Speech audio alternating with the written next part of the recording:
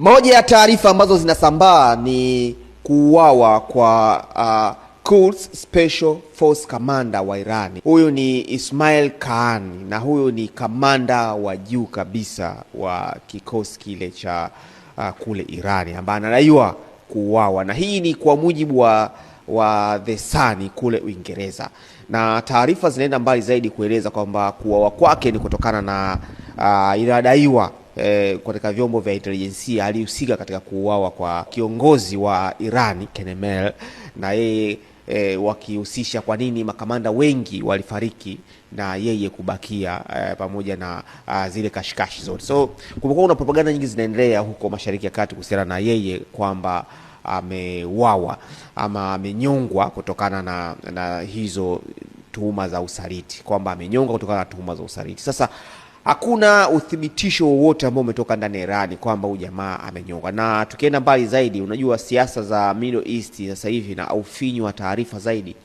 unapelekea kutopata taarifa sahihi kwa wakati sahihi.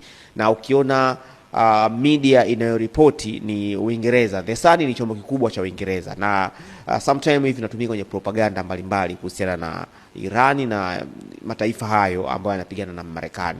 So hakuna uthibitisho. Tumeona maoni mengi mitandaoni, wachambuzi wa mambo wakisema haina uthibitisho kwa sababu The Sun sio chanzo sahihi cha kutoa taarifa kwamba jamaa amenyongwa kutokana na usaliti wa kifo cha Kenemel. Una maoni gani kuhusiana na kisa hiki? Lakini nikurudishe tu nyuma kidogo, hawa jamaa wana propaganda za hali ya juu, hasa Marekani na washirika wake.